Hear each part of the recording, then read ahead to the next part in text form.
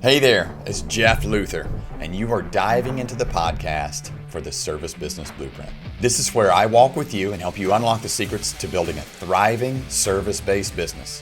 We talk about everything from starting out to setting milestones in your company you didn't even know would exist. We'll cover entrepreneurship, personal growth, mindset, everything you need for success in your service-based business. You ready to build that blueprint? All right, welcome back to the Service Business Blueprint, where we share tools, tips, and strategies to achieve your personal and business goals and overcome mindset obstacles. I'm your host, Jeff Luther. Today, I'm actually the lucky one. I'm about to have what I think is going to be a really great conversation. Lazaros is our guest today, and I can't wait to learn more about him, his success as an entrepreneur, his business, his coaching. Alan is a business coach, a consultant, a trainer, and a speaker. He specializes in helping businesses maximize their growth, impact, and their profitability. Alan, so most of what you do in terms of your coaching, your mentoring, and helping businesses, most of it is online. Is that right? Yes. After COVID happened, ironically, we actually got an in-person studio right when COVID happened. I remember the virtual tour was on the phone. The real estate agent was on his iPhone doing FaceTime with us. And we got an in-person studio. That was the first time we'd ever done that. Before that, we started in my sister's old bedroom and then my mother's basement. We bootstrapped our way all those years ago, 7 years ago. Actually about to be 8 years ago. And after COVID, I kind of saw this massive exponential increase in online everything. And the cool part, and as much as COVID was bad in a lot of ways, every bad has good with it and every good has bad with it.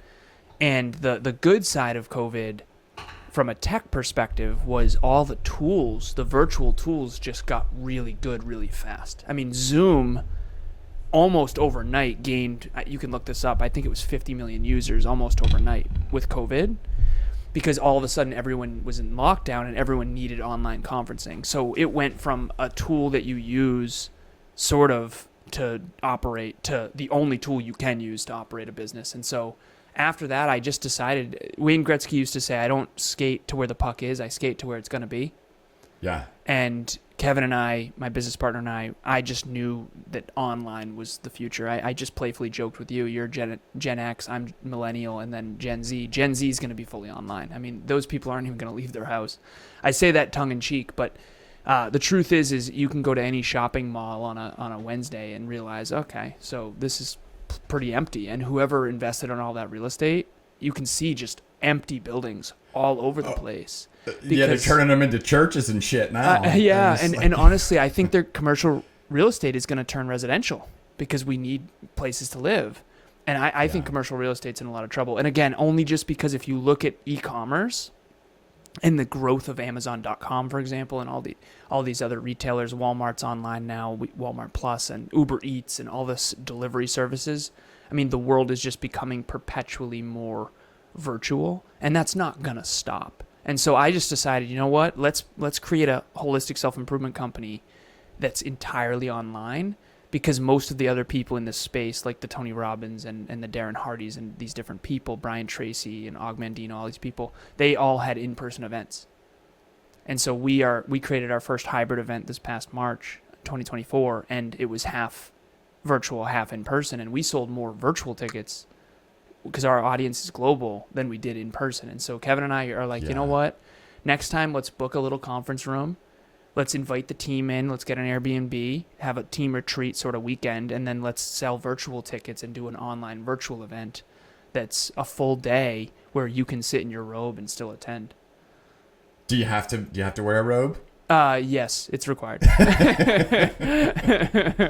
No, of course not. So that's hard for me. It's hard for me, and I don't know if it's a mental thing or if I'm just hung up on it, but I do know that it's a challenge for me to get as much out of an event if I do it virtually as opposed to if I go there. Yeah, of course. I mean, is that a generational thing? Yeah, well, I think it's both. So a lot of people don't like the idea of, Emilia and I, we have a Tesla, and there's Tesla chargers in usually shopping mall areas, and we were in a TJ Maxx?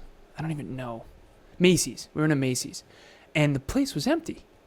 I mean, I'm talking empty. And this store is jacked up. I mean, there's so much inventory. And I'm sitting there. There's 4 people in this store. And I'm going, this place is gone. There's no way they can sustain this overhead. Right? And the truth is that's going away. So your generation had a much less noisy world. If you look at the proliferation of even devices. So when you... how old are you? I'm a numbers guy, so... 50. I'm 50. Okay, so born you're in 74. Okay, so when you were born, there was only 3.5 billion human beings on the planet. There's now over 8. If you Google this, it's over 8 billion. So the population has more than doubled in your lifetime. And what's more fascinating than that is there's currently, if you look at the stats, you can look this up. Anyone can Google this. In 2017, I think it was only 1 billion people on the internet. In 2018, 2019, 2020, 2021, it's grown 1 billion, 2 billion, 4 million, and now 5.58 last time I checked, which was last week. 5.58 billion individuals are on the internet. And now that Starlink exists with the satellites, it's going to be even more. And so the infrastructure of the ability, I mean, I was working in my car on the way to my beautiful girlfriend, future wife. Her mom has her 55th birthday. We were driving to dinner, and I'm sitting there working on the internet in our Tesla while it drives itself. Yeah. It drives itself. She's supervisor mode. It's the coolest freaking thing ever. Now, I'm a technology guy. I'm a computer engineer, so don't hate me. I love it. I think it's awesome. Why? Because we don't have to drive anymore. We can just be driven. Now, every upside comes with a downside. And yeah, you're right. The in-person connection is going to be worse. But I grew up in the generation where it was semi-pro gaming, and most of my best friends were on the internet at the beginning of my life anyway. So times are changing, and you got to take the good with the bad. And I think the bad is we're losing our ability to socially connect in person, and Gen Z is getting real awkward. I mean, so I have 3 boys, 19, 17, and 15. Nice. And the 15-year-old is a gamer. He games now. And nice. The 15-year-old, he's my favorite of my kids. I know we're not supposed to have favorites. You're not supposed to have favorites, but you do. It's Yeah. like my animals. I have 3 pets. Tauriel is my favorite. I just don't want to lie. Yeah. So I committed to him when I started this podcast that I would, every chance I got, I would say he's my favorite on it. Nice. So he's a gamer, and does he do esports? Is he into esports? No, he's into like Doom and cool. All the lengthy role-playing games. Bloody, all that kind of stuff. Okay. But getting him to even go test for his learner's permit is almost impossible, where the other 2, they were right on it. They want to get out and socialize, and there's only, like, between him and his oldest brother, there's only a 4-year difference. Mm-hmm. So, well, one thing I'll share with this is I got interviewed by a Gen Z, and it was a Gen Z who is advocating for Gen Z. And there's, if you study all the different generations, the baby boomers are unreasonably hard work. Like they went through the Second World War. Yeah. There's a different ethos, and there's a different mindset and a different philosophy of each generation. And I studied leadership a ton because I have a bunch of different generations that I lead. I have an 18-person team, and it was bigger than that before, but I made a ton of mistakes. And it's, 50% of the global workforce is becoming women. It's ethnic minorities are becoming majorities, and everything's changing. And I think that's great. I really do, in many regards.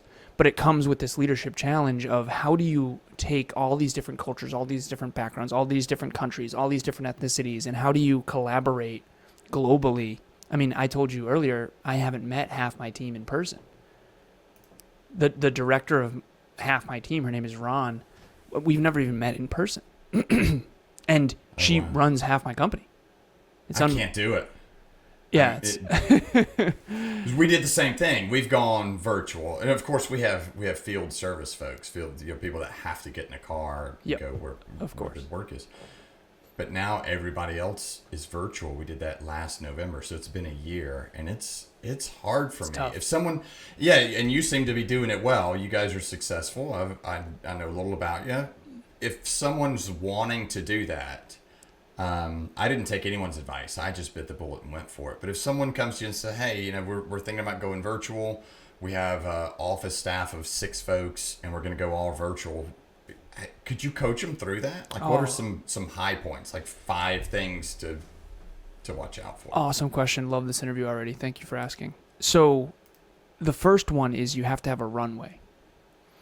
So what do I mean by a runway? And the metaphor, corny as it is without a long enough runway, the plane won't take off type of thing. So my runway, I'll give you mine, and then everyone, I want you thinking of yourself. It's not just about what I do.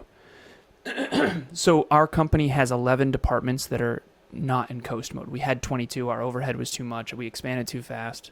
2 problems in business. You grow too slow or you grow too fast. We did both.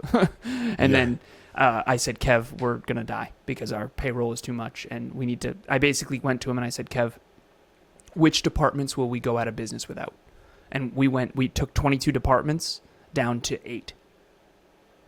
Oh, wow. We just got rid of the superfluous. And we'll eventually, I made the mistake of creating a $1 billion company or org structure and then trying to grow into it instead of starting small and building. And so that was very, very dumb in hindsight. But anyways, so we had 22 departments and I was doing a weekly department meeting with every director every week. Oh my gosh. That was terrible. Yeah. Worst idea ever. And I coached everyone, which was a good idea, but the implementation too much. So what we did is we condensed it to 11 departments, and there's a director, there's a pilot and a co-pilot of each department. So Ron is the director of Next Level Podcast Solutions. So we work directly and indirectly with 61 podcasters right now. We produce over 51 shows, including 3 of my own. Now, Ron is the director, and her team is in the Philippines, and she's the director of that department. Now, I have a bi-weekly coaching session with her where I'm helping her level up herself. Next Level University, Next Level U. So I'm helping her dial in herself, because if she's not well, she's not going to be a strong leader. She has her top 3 priorities to run that department. And then we have a bi-weekly department meeting where we go through the metrics, and we track 3 metrics with each department. And then we have a So is this something that you would suggest people to set up if they're trying to go from definitely live to virtual? Well, what you would do is you do Zoom or whatever your platform of choice is, and make sure your whole team uses Google Calendar or some uniform. We use Google, so our whole Google Work Suite is our infrastructure on the IT side, and we use Google Calendar. Everyone uses Google Calendar. Everyone has NLU nextleveluniverse.com email addresses through Google. Okay, and you can share that calendar. Yep, exactly. I guess, right? And so if you're off, then everybody can see it. 100%. Okay. And so we have a bi-weekly department meeting with each director, I do, and we track metrics so that as the CEO, I see where we're winning and where we're losing. And then we do a most important win, most important improvement during that department meeting. In other words, where are we doing well and where are we sucking? Yeah. Right? And then we put that most important win, most important improvement in what I call a GIP score. It's growth, impact, profitability score. And that's one dashboard that shows every single department from left to right and 0 to 10 how well we're doing. And then we put the most important win, most important improvement for the team huddle. The team huddle is every other week where everyone's present. Okay. And so every other week, all the directors show up, the core team directors, and they look at each other's wins and improvements. So now we can cross-pollinate the ideas. Okay. So if we're losing in book club for this reason, maybe that will help us over in social media. And if we're losing in social media or winning in social media, maybe we can try that in the podcasts department. So each department is a layer of the business model, and we can go through that too. But the first tip would be create the runway. The runway is the meetings. I don't want you to have your whole calendar meetings, but you need check-ins. Yeah. You need check-ins with your directors. People like to be led, don't they? They need to be, because and they need, most importantly, metrics. I let the metrics run my meetings. Now, I'm an engineer. I always have to say that as a disclaimer because everything's numbers for me. But they know I'm watching those numbers. And if the right numbers are going up, we're winning. If they're not, we're losing. And it is that simple if you're measuring the right stuff. And that's a whole nother conversation of what to actually measure with each department and what actually matters and doesn't. And that's iterative. So that's number 1. Number 2 would be core values, which is our top 3 core values. Number 1 is growth mindset. Number 2 is impact driven. You have to be service oriented. Number 3 is humility. That third one, I if I could go back, I'd punch myself in the throat for some of the people I allowed on my team. People say words lie, actions don't. Actions lie too. Who someone is when no one's watching is what actually matters in a company. And humility is the most important character trait for any hire ever.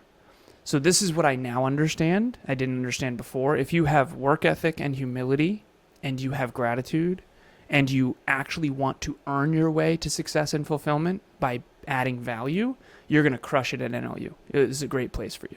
If you have any level of entitlement, meaning you want big rewards for minimal effort, you will not like me at all, and you will not fit at all at NLU. And I realize in hindsight that entitlement doesn't mesh with me whatsoever, because I grew up in a very, very rough environment where I had to work really hard for everything I've created. And some people really don't have that. Like, they genuinely want big rewards for minimal effort. And that, I think, shows arrogance and lack of humility. Yeah. Yeah. So speaking of, like, you're talking about grew up in a hard environment, I guess I can probably paint a little bit of that picture. Now, your dad's life was cut short, right? You were 2. Mm-hmm. Do you have any memory of him? I'm genuinely curious. Yeah, no, I see that. That's no worries. I think I do. So he passed away in 1991. I was born in 88. So I was 2.5, almost 3. Okay. And I think he used to put me on a pillow and kind of playfully throw me up and down a little. And I think that I thought that was really fun. I don't know if that's a real memory or not. I probably should ask my mom or my sister, because my sister was 6. You know what? It is now. Yeah, It exactly. is now. But I think it was real. But I don't remember much other than that. He passed away in a car accident at 28 years old. I was 3. My sister was 6. My mom was 31. She was a stay-at-home mom. And in 1991, there was a lot of stay-at-home moms.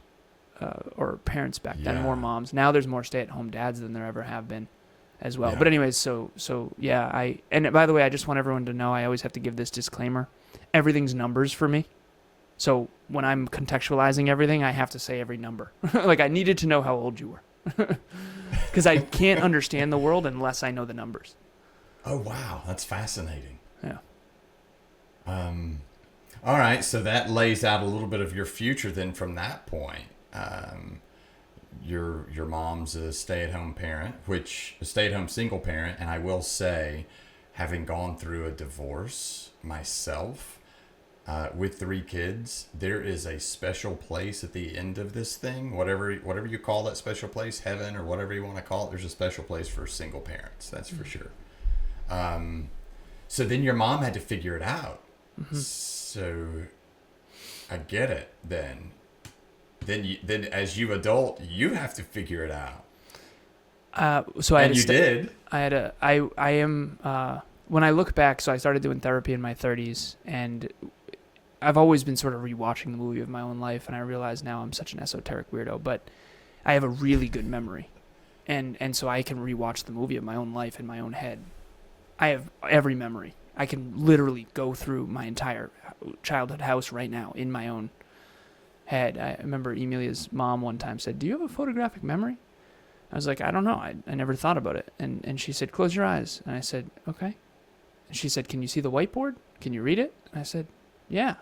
She's like, "You have a photographic memory." I was like, "Oh, cool." Wow. So anyways, I don't know if that's unique to me or not, but I can literally walk through my memories. And some of them are atrocious. Genuinely bad. But yeah. The point is that I rewatched the movie of my own life in my 30s a lot in therapy. And I am blown away at where I've ended up. Given my therapist, Carol, she can't even believe I made it to where I am based on my childhood.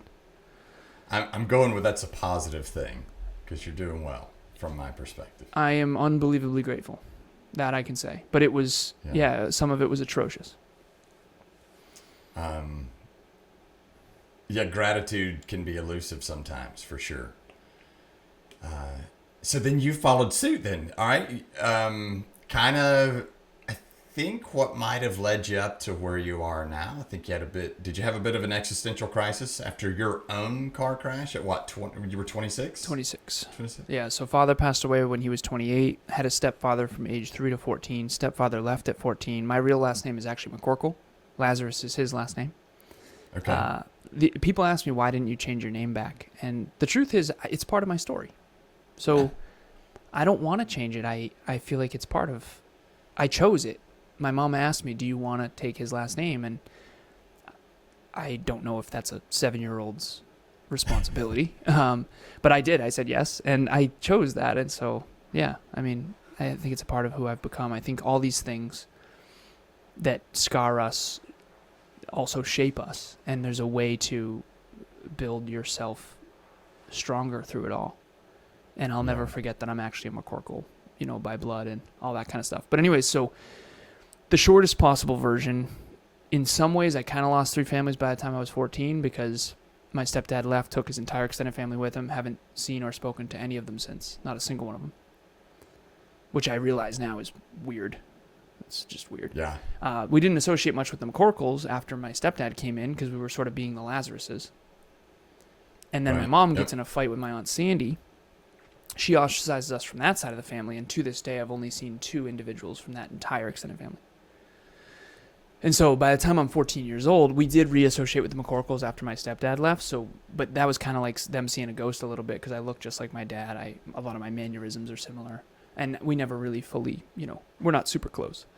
Right. And so I kind of lost 3 families by the time I'm 14. But when I was 26, to your point, I got in my own car accident. Head-on collision, not a fender bender. Fortunately, I was in a very, very safe car. It was my fault. And that was the second chance my dad never got. And that was when I really turned everything around. Because I think before that, I hadn't really dealt with any of my trauma. I didn't really understand my abandonment issues. I was this sort of esoteric superachiever who also, like, Goodwill Hunting, I think, is a really good metaphor for it, for me. That movie always resonated, deeply with me. And there's also, I know there's a generational gap as far as, Gen Z and millennials and Gen X. But I think there's a consistent theme over time, though, with males, is we don't address those things anyway. It's like, I'm the tough man. I don't need therapy. I'm totally fine. And it's so it's comforting and it's horrible, but it's comforting and it's disappointing all at the same time that that's consistent. We make consistently bad decisions going down through generations. Yeah, the generational trauma from lack of male's ability. I always joke. I say men can't even ask for directions. Never mind get a therapist. What I would say is if you have the right therapist, it's totally life transforming. I mean, science, technology. So I realized pre-26, I was improvement-oriented and achievement-oriented, and I wasn't a bad man by any means. But I wasn't self-improvement-oriented. I wasn't into personal growth or personal development. The focus wasn't inward. And after 26, I flipped the script, went past broke, liquidated all my assets, all my stocks, and I ended up broke but super fulfilled internally. Okay. And so statistically speaking, I always have to disclaimer, statistically speaking, I think women mature faster than men because they are inward focused. They have diaries and journals. I didn't have a journal till I was 26. And so I didn't self-reflect enough. And I was super achievement oriented. I was very good at science, technology, engineering, mathematics, business, and finance. And I know a lot of engineers from the alma mater, WPI, it's like a mini MIT that I went to school with that are all multimillionaires, very successful, but they're not very well developed internally. Some of them are, but not really, honestly. Some of them are children inside and pretending to be these strong men, right? When in reality, they don't really know themselves. They don't know why they're wired the way they're wired. They don't really know what's motivating them.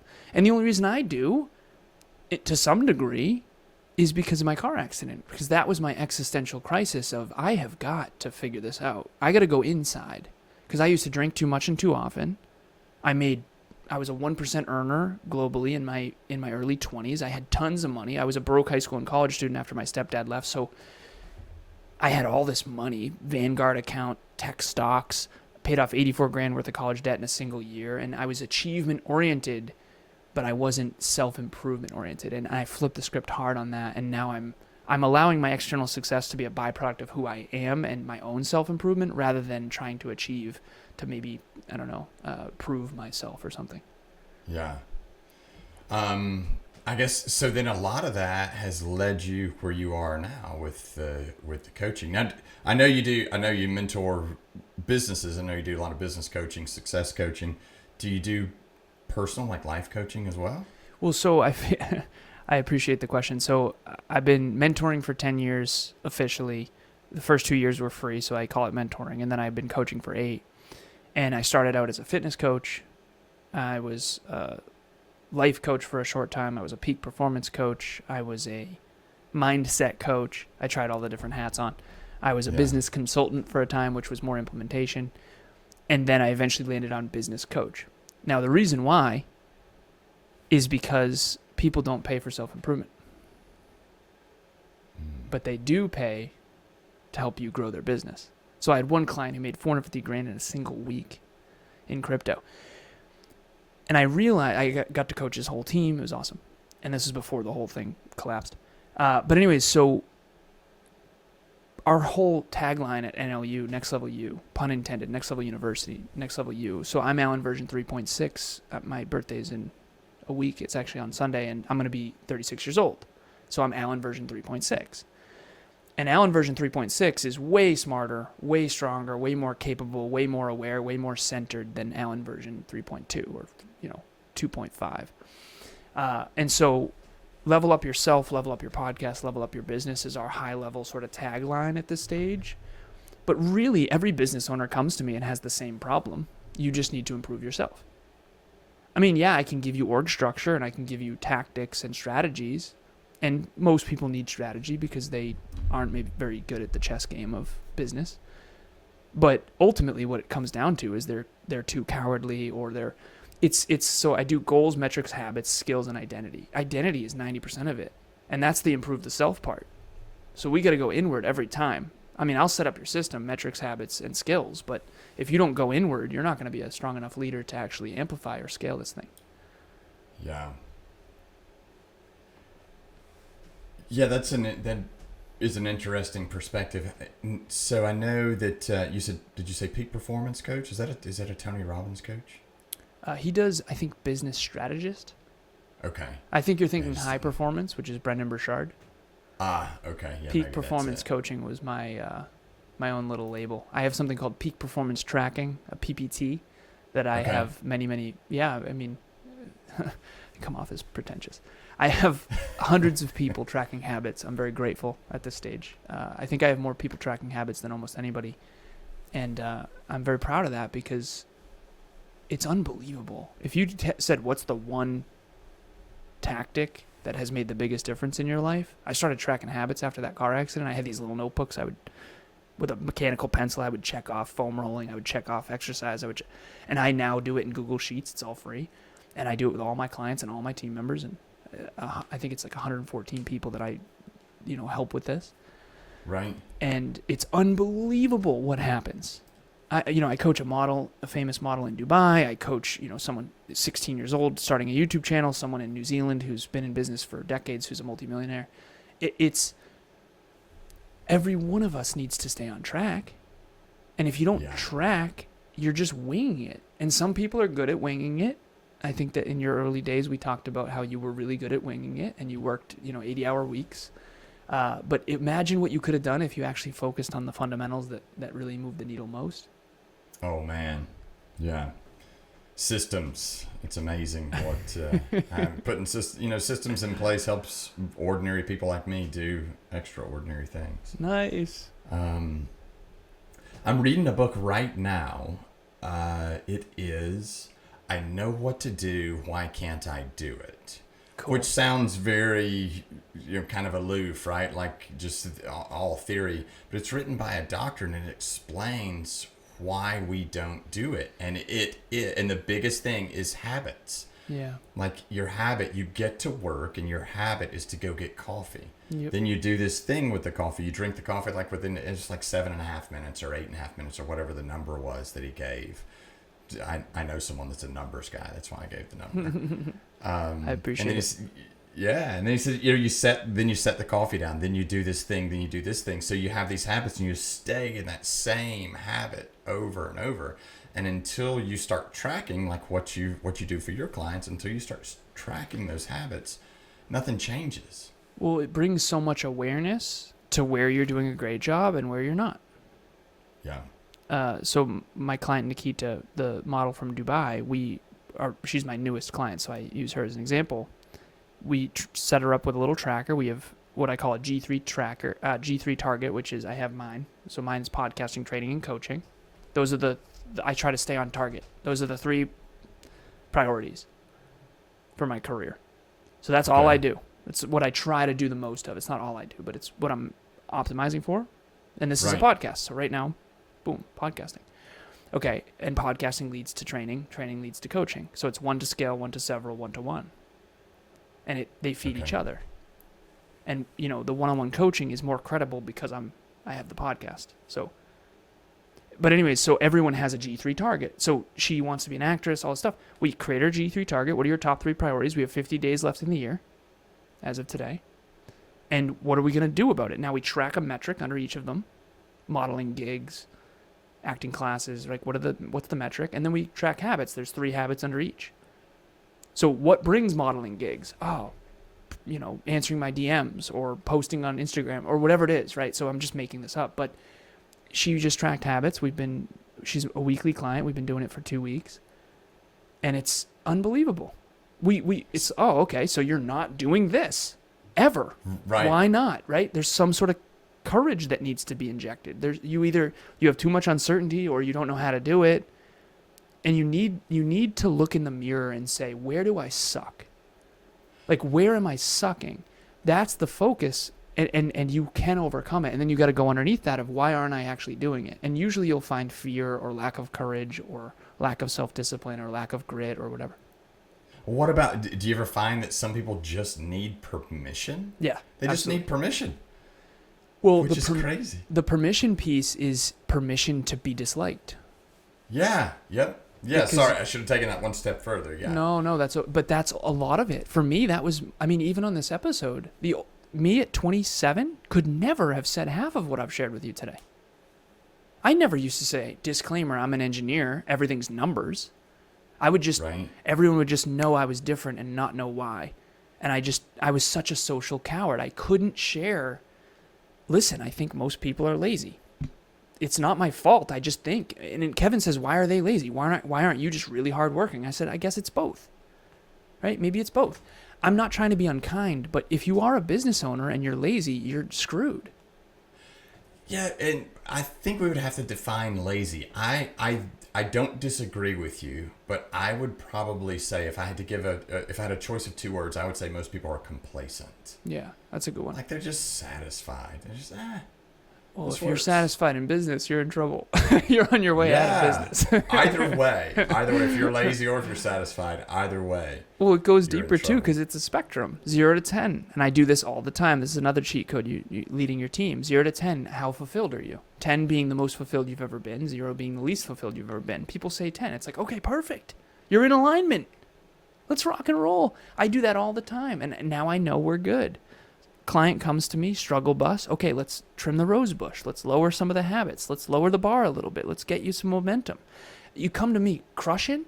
Oh, I'm loving it. I'm killing it. I'm on. You come to me with 100% days. We got to up the ante. This game's too easy. Let's rock and roll. Right? What do most people do when they're winning? Celebrate. No. Yeah. Up the ante when you're winning, because there's going to be a time when you can barely get out of bed soon, and you got to prepare for that now. Right? And so my coaching is basically getting people to think differently, think more accurately, and do the opposite of what most people do, because what most of us do is the opposite of what's optimal. Interesting. So what about, all right, so when you're winning, do you advise people stop and celebrate wins? You advise they just keep their head down and keep moving? Depends on the person. Okay. So it all depends on fair. The core of everyone's being, I think, comes down to self-belief and self-worth. And I'm trying to think of how to explain this. So that's a tough one. all the way around? So self-belief is a lot of people who think they have high self-belief, they think they do intellectually, but subconsciously and unconsciously they actually don't, which is why they don't take a lot of action and they're pufferfish. I call them pufferfish. They would rather like big fish, small pond, just they think they're awesome, but they do very little. Yeah. Right? Men in particular, that statistically tends to be the case. And then there's people who have high self-belief, and it's known in psychology as self-efficacy. But they actually don't think they believe in themselves that much. And I only learned this through Kev, so him and I have done almost 1,900 episodes together, and he's very different than me. And I don't know if you've met Kev or not, but he's so different than me. So we both had low self-worth. We didn't know it. We didn't even know what the hell it was. And now we're learning it. Thanks to my girlfriend. She's like, self-belief and self-worth are different, right? And I was like, mm-mm. And she's like, and now I get it. Okay, self-belief is I can build the castle. I can do it. I got this. Give me enough time and resources. I'll find the resources. I'll build the castle. Self-worth is I'm not inviting anyone who's going to spill beer all over the carpets. I'm going to set and honor clear boundaries, and I deserve to live here. Now, as someone with a tough childhood, I had very low self-worth, and I didn't know it. So anybody could come spill beer in the castle. Oh my goodness, biggest mistake of my life. I have a filter now. I call it unmedzai, where I keep people at a distance if they show any signs of these. And I can go through that with you in a second. But the self-belief piece is a lot of people who have high self-efficacy actually don't know that they do, because everyone's pretending it's high.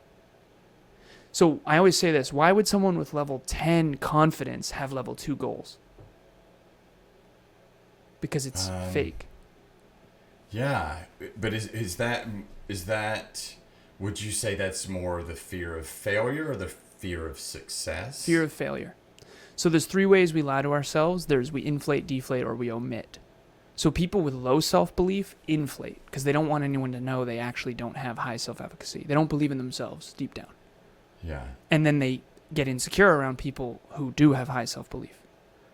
And then those are people who dim to compensate for the puffer.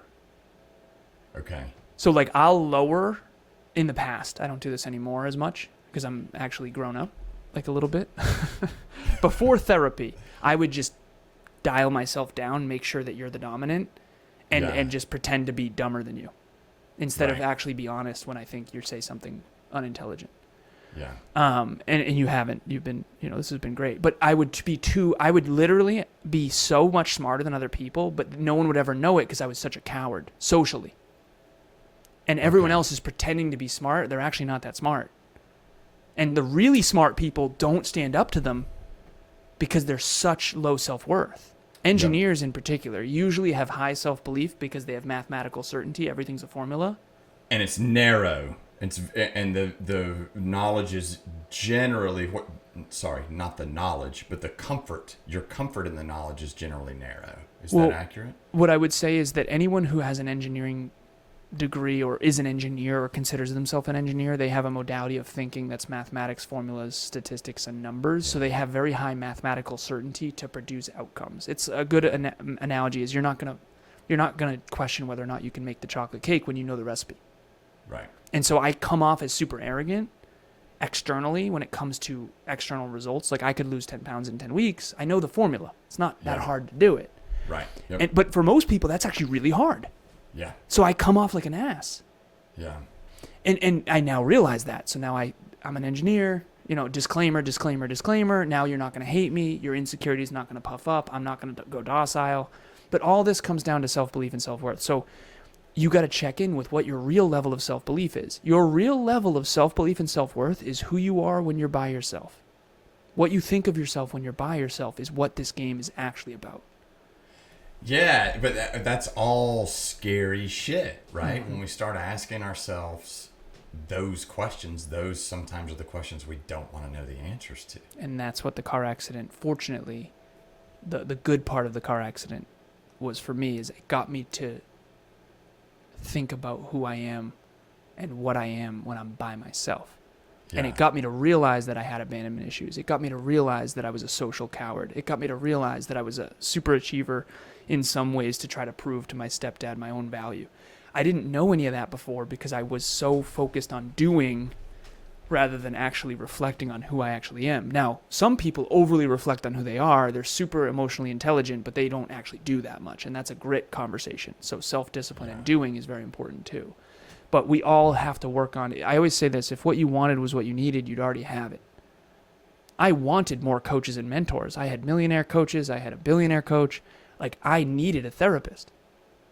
Kevin had a therapist. Dude, you need a coach, man. You don't know how to succeed.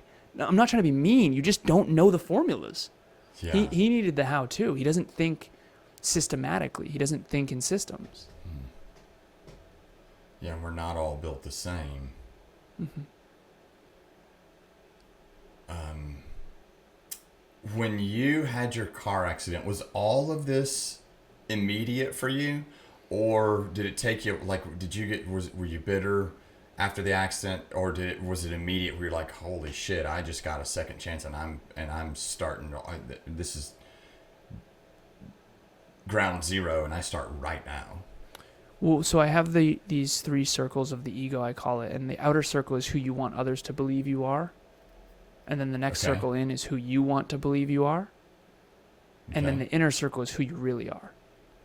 And so my number one goal in life, I say this often, is to keep those 3 circles the same.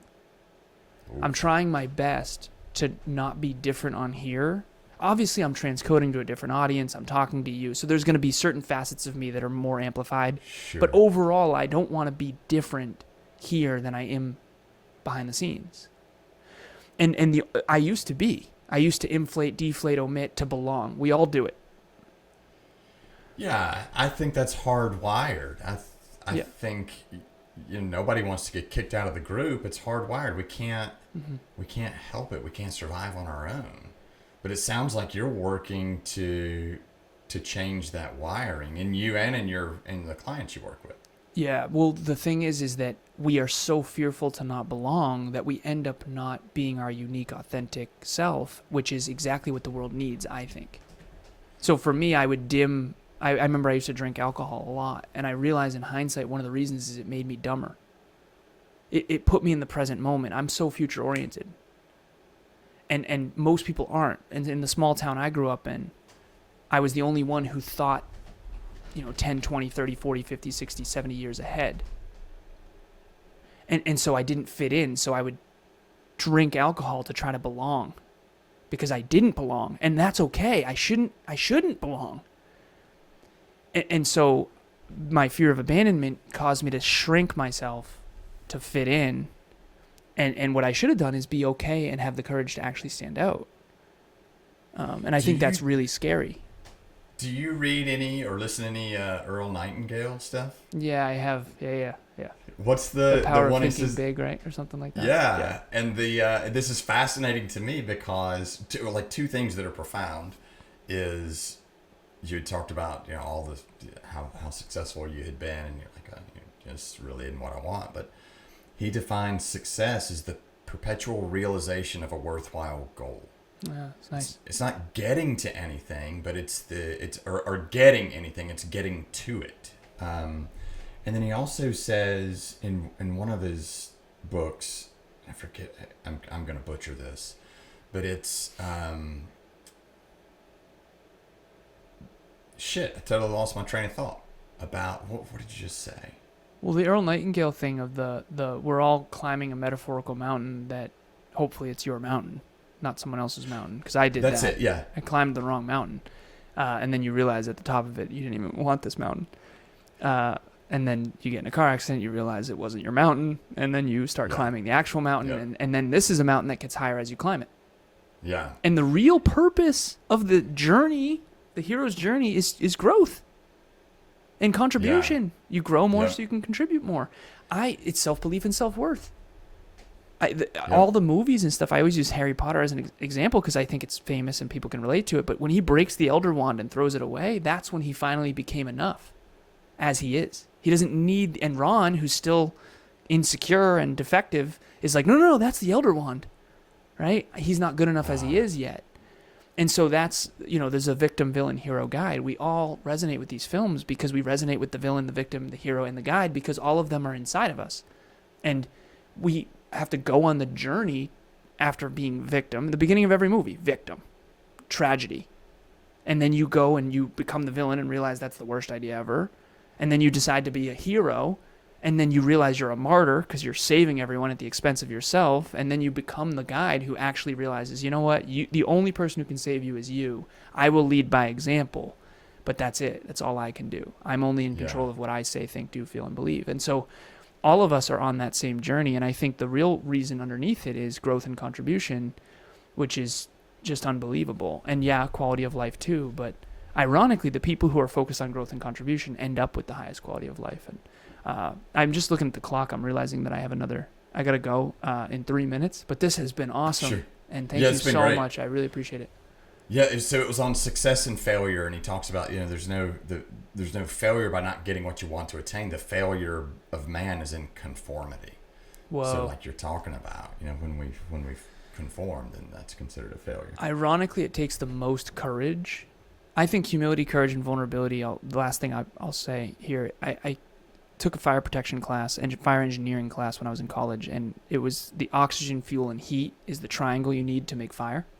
Yeah. And I created humility, courage, and vulnerability is the triad of transformation. So if you want to transform, if you want to sort of burn down your own phoenix and rise anew from the ashes, you have to have humility, courage, or vulnerability. There's one that you're missing.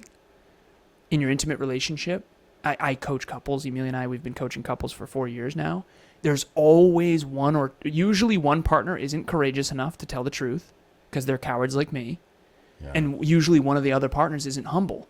And when this partner doesn't share the truth, this partner stays arrogant. Yeah. And so it's the infinity symbol isn't working because there's not honest feedback happening. And if that happens for too long, you grow apart and then eventually it snaps.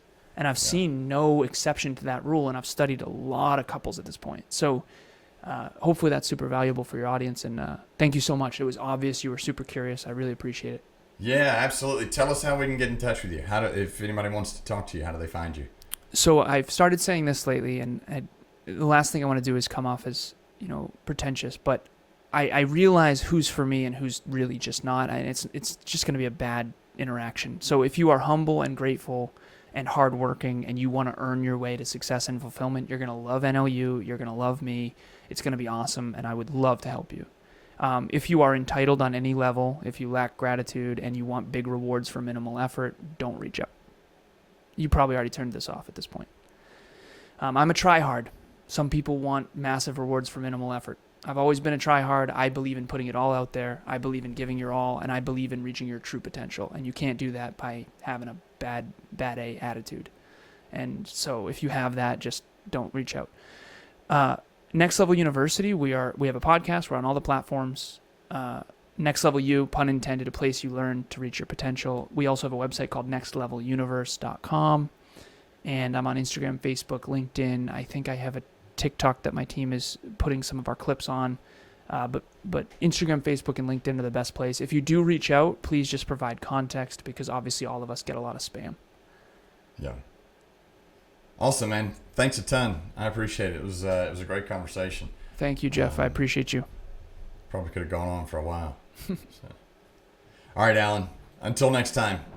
Thanks for hanging out on the Service Business Blueprint with me, Jeff Luther. Stay in the loop as we keep delivering these strategies to supercharge your service business. Hit subscribe, leave a review, be part of our growing community.